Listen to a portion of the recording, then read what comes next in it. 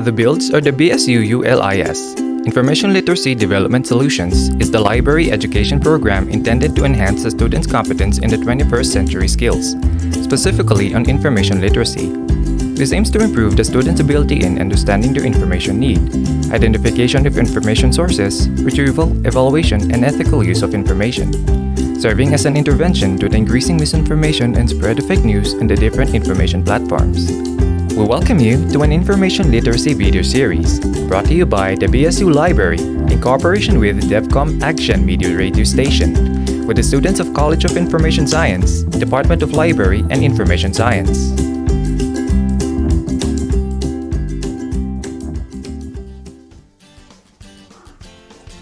Now that you have obtained and evaluated the information you needed, you need to know how to use that information.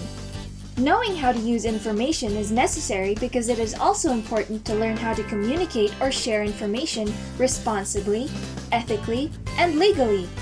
In this video, we will emphasize on the following techniques used in processing the information before communicating it with others, mainly paraphrasing, summarizing, and quoting.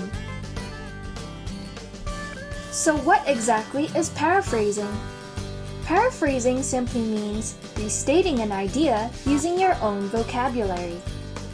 There are 7 steps in paraphrasing. First, read and understand the article. Then, identify the technical terms to be retained and the keywords to be replaced. Find synonyms for the keywords to be replaced, and construct the sentences using the retained terms and the replaced keywords. You can also try changing the structure of some sentences, then compare it with the original to check if the thought is retained. And most importantly, remember to cite the original article. Furthermore, you can also try changing from active to passive voice or vice versa. For example, the sentence, "The president declared the suspension of classes," can be rephrased as, "Classes were suspended by the president." You can also try changing parts of speech, like changing a noun to a verb or an adjective into an adverb. Consider this next example. The social distancing protocols were the attempt of the LGU to avoid people from flocking, can be rephrased as, "The LGU attempted to lessen crowding through social distancing protocols." Another method is changing clauses into phrases or vice versa. Like this example, "The student who borrows these books are usually insightful," can be rephrased as, "The students borrowing these books are usually insightful." And remember, it's better to retain words than changing them and eventually changing the meaning. Now, what about summarizing? A summary is the concise representation of an article or an idea. These are shorter than the original and covers only the main points of the article. It synthesizes the key ideas into a briefer version and presents the information neutrally as possible, without critical inputs. A summary must be concise. It must be able to condense the information without eliminating key ideas. It must also be accurate. It must present the exact thought of the original without the unnecessary details. A summary must also be objective. It must only contain the original author's point of view.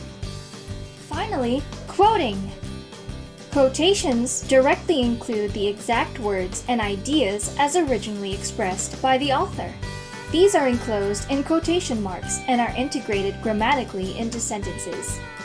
In quoting, always indicate the page numbers in the reference details.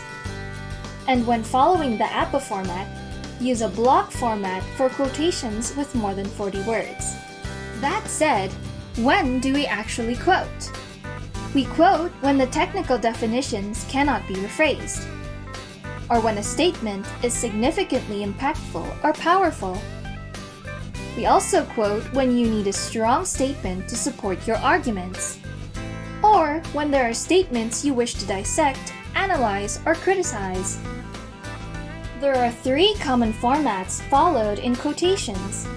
First is the APA format. In APA, the in-text citation must indicate the last name of the author, the year it was published, and the page where the exact quotation was lifted. It can also be the last name, the year enclosed in parentheses, the quotations, and the page, compared to the MLA format, in which the year is no longer indicated and the page symbol is not needed. And the Chicago-style formatting, where the year is included but the page symbol is, again, not needed. You can also insert superscripts to denote the in-text citation and add a footnote indicating the last name, the title of the document, and the exact page it was lifted. The title must be italicized or underlined. Remember, whatever technique you are using in communicating or sharing your information, you must always cite your sources to avoid plagiarism.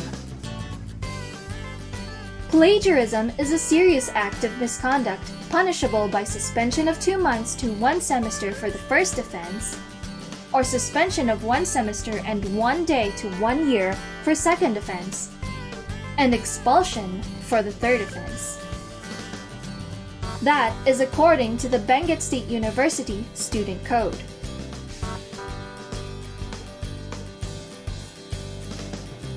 Properly citing your references helps avoid committing plagiarism. You can visit the ULIS webpage for a complete guide in properly writing bibliographic citations. That's at bsulis.wordpress.com. References can also assure your readers that your paper or output went through proper research.